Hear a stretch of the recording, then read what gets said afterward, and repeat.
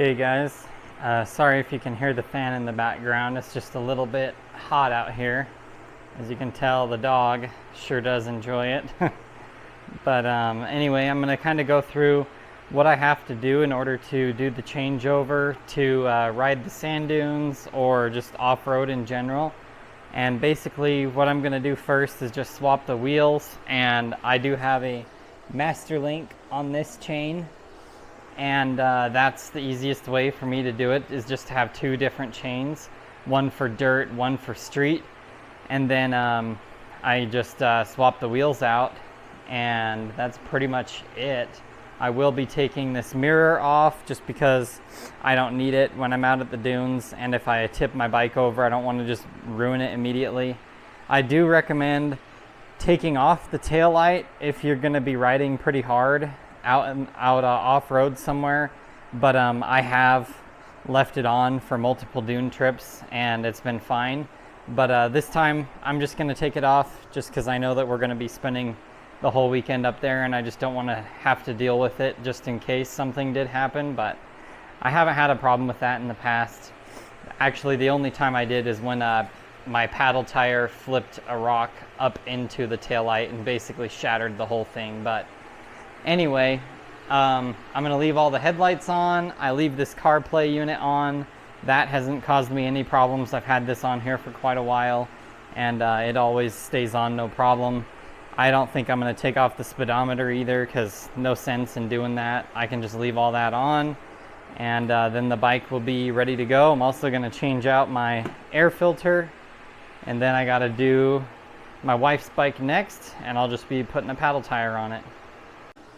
All right, to remove the rear axle nut, it's just a 30mm socket, and I like to just leave the threads on just a little bit and tap it with a dead blow just to help get things out of the way.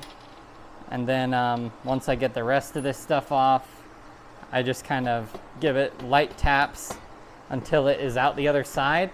And then it helps if you pull up on the rear wheel a little bit as you slide the axle out, and that makes it come out a lot easier. So that's how I do that. And then make sure that you clean and re-grease this also.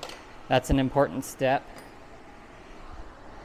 And then you just do the same thing, pull up on the wheel and move the chain off of your sprocket, and the whole wheel will come right off. The one problem with these Supermoto wheels is the caliper gets in the way sometimes, so you might need to actually remove this a little bit differently to get that off.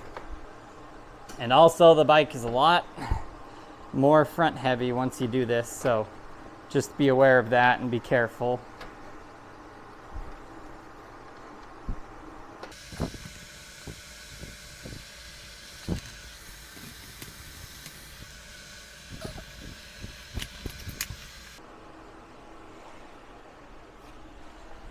Okay, there you have it. I got it off. It's kind of a weird thing to do, but this caliper really gets in the way with the Supermoto wheels. You can just slide that back into its channel, and then I'm gonna pull this chain off, and we'll be good to go. I'm also gonna shift this back just a little bit so it's a little more stable. There we go. Anyway, I'll take this chain off and keep on going. Okay, so on these tires, I reuse one of the stock spacers when I'm going back and forth, and it's the sprocket side one. And so I just take it off of that one, pop it onto that wheel, and also, obviously, I'm running a scoop sand tire on this, which I like more than a paddle, just because it has a little bit better side bite. Whoops, have the brake rotor on the wrong side. Trying to talk too much here, but anyway, so I'm just going to put the wheel on before I put the chain back on, because then I can use the chain to help put on the master link with the sprocket. It just makes it a little bit easier if you can wrap the chain around the sprocket to do it. And I gotta clean that axle really quick. Okay, so I got my axle all cleaned up, and I'm just going to apply some lube or grease, I guess. And you don't want to go too crazy with this, because if you do, it's just going to attract sand and dirt. So I try not to go nuts with it, especially because the clearances on these spacers and everything is pretty tight anyway. So I just, obviously give it a nice good thin coat. And I just take off the glove that I was spreading it around with. And then I'm just going to put the wheel back on the bike. So same thing as before. I just kind of lift up and wiggle it in. And then the axle will help you once you get it to a certain point. And then you might need to reline up your caliper after you take off your wheels. Your Supermoto wheels, that is. If this was just a dirt tire to a dirt tire swap, it would be a lot easier. But anyway, so make sure you have your chain alignment ticks all in the right places. And obviously this is going to be way off just from having the other wheels on. The chain is a lot shorter, is how I have it set up on that. But anyway, so you just kind of get it snug-ish, and then I'm going to put the chain back on, and I'll show you that right now. Okay, so I just like to pass this through the chain slider and then wrap it around basically, and I'll just pull this one tight, and then you're kind of gonna do a little bit of a balancing act, and you can wiggle this wheel forward a bit, and then see how that makes it nice and easy to put this master link back in. Make sure you put a little bit of grease on your master link also, just to make it easier to go in and out if you are switching back and forth all the time. This will definitely help you.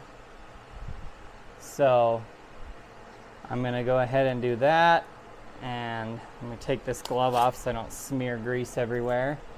There we go. And then you're just gonna put on this little plate here and the clip.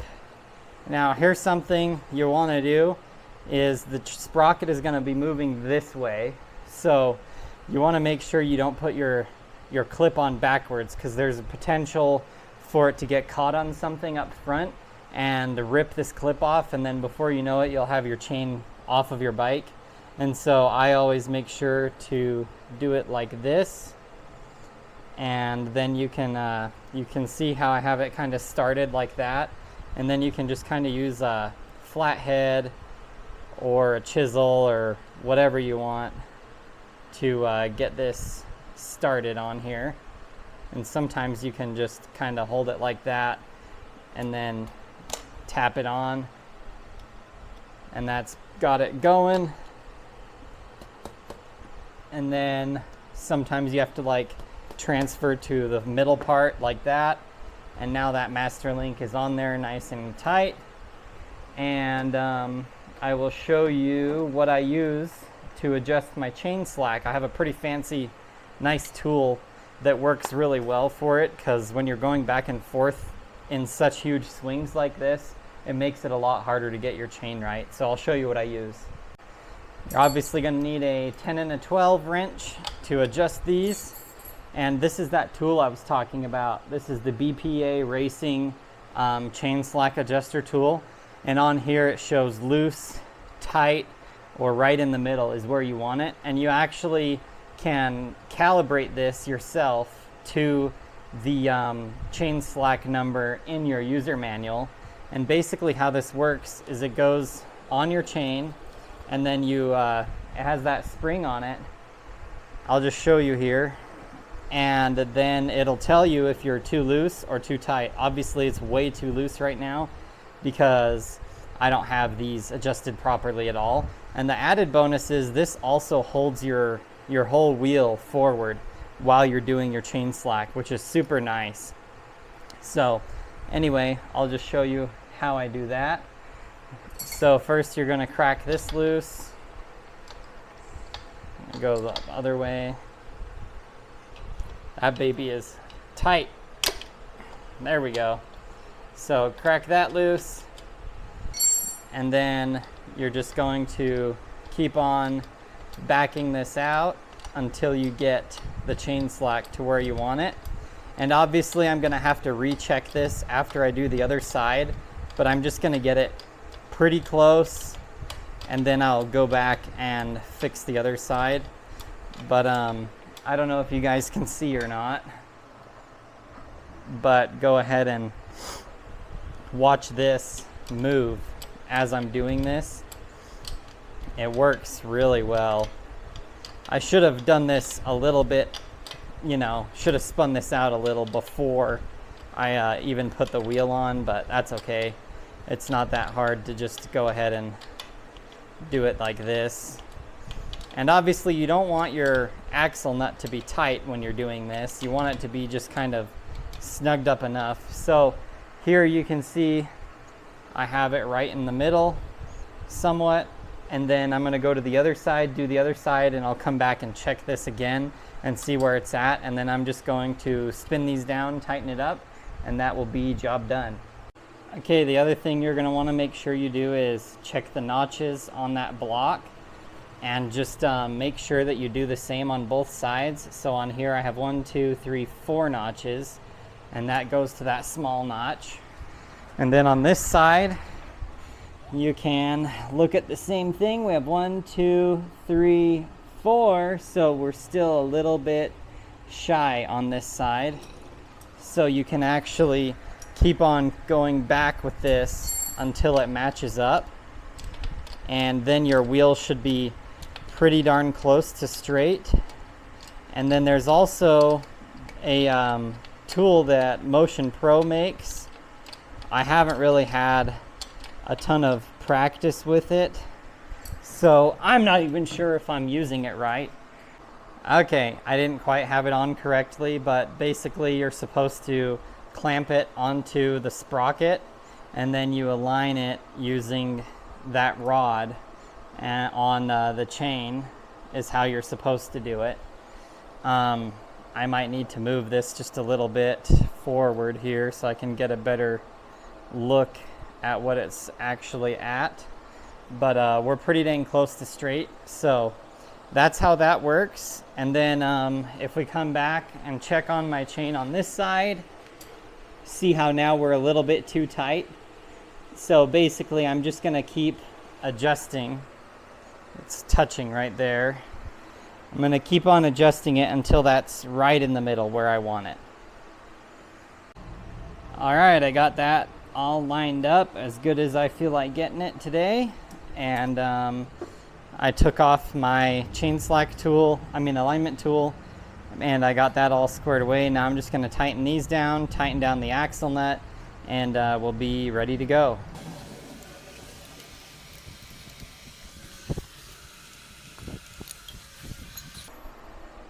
Here's a quick little trick for you as well. If you watch the shock as I'm tightening the axle nut, let me move this out of the way maybe. And as soon as that shock moves, that's how you know that you are torqued to the correct value. You can use a torque wrench, but I'm telling you, it's gonna be the exact same every time if you do it this way also. So just get it started, and that chain slack adjustment tool is keeping my wheel tight so I don't have to do it myself. And obviously with that front tire, this is being so much smaller than the dirt one, my bike is gonna move a lot while I'm doing this. But you can just keep on watching that shock, and as soon as I see it go up, I know that we're good. My whole swing arm has to move up though. There it is. You see that? That's how you know that you're tight enough. So that is rear wheel done, which is pretty much the hardest part. Now we'll move on to the front. Okay, next step on here is the front wheel, and first you want to crack this loose before you mess with the little clamps that are the 10 millimeters. This is a 22. So first I'm just going to get that touching the ground turned a little bit and crack it loose like that. Once that is cracked loose, you can go ahead and get your little 1/4 inch socket, break these loose. These are only like 10 foot-pounds or something crazy like that. It's not a lot, 10 or 15, I don't remember, but you don't need to go nuts on them.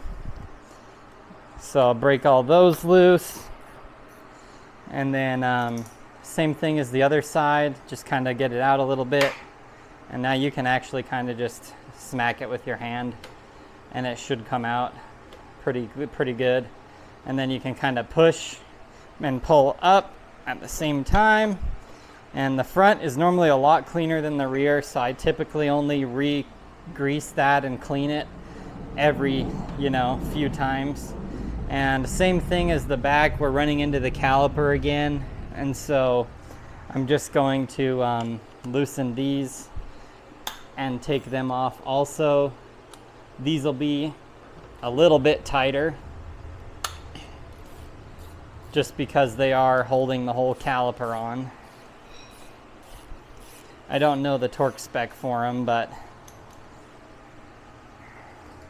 And the other thing you can do is I really like using these little magnetic bit things on this stuff like this. Makes it a lot easier. And obviously this brake line is routed outside the wheel because of how wide the tire is. But when I go back to the dirt setup, it's going to go back to the inside of the wheel. And also this is another situation where I reuse one of the spacers from the stock wheel setup. So I will be using that.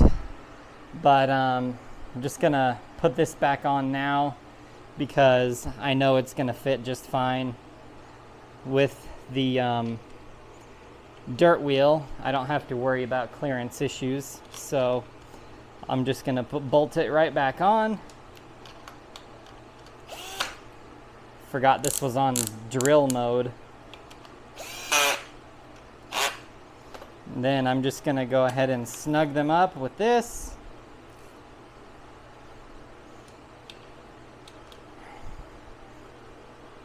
There we go. And while you're here, you could spread your brake pads apart just a little bit if you need to. I'm going to, just because it makes it easier. And so just get a flathead in there and just pry them open a little bit. I'm gonna go grab that front wheel.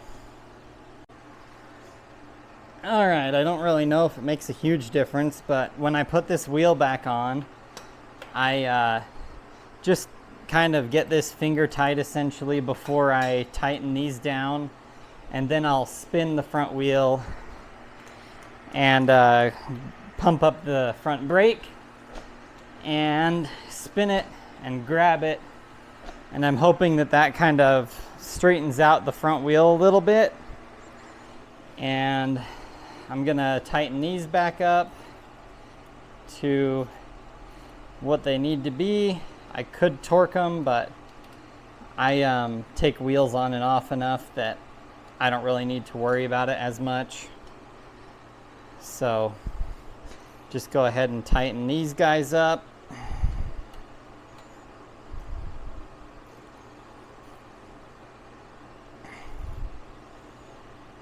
There we go.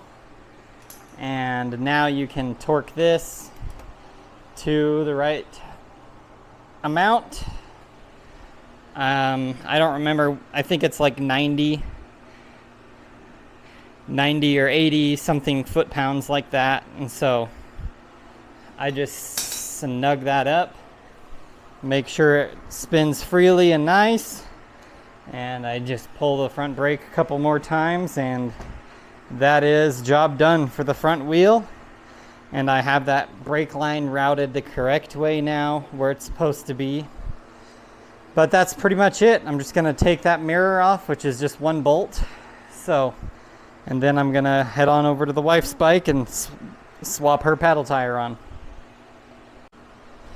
Okay, the wife's bike will be a lot easier because I'm not changing sprockets or anything like that. So just break that wheel axle nut loose, and you can actually do this pretty fast without even trying, if I'm honest. You just kind of spin all these off, put that back on, pound it out like that, and then lift up, pull that out. Hers is super clean anyway. I'm not even gonna need to re-wipe that and grease it or anything. And then I'm just gonna pick up on the wheel a little bit and wiggle it past the caliper, and then put these spacers over to her paddle tire like that. And this paddle tire is pretty narrow, so it makes it a lot easier to put back on, just like that. And then you can kind of wiggle it and get it inside that caliper, your brake shoe, or brake pads I mean. Push that in and wrap this chain up and around it before you tap this all the way on.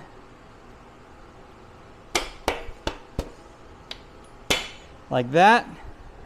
Put this block on, put that block, and then I just put a little forward pressure on it with my hand and use the ratchet again to tighten this up.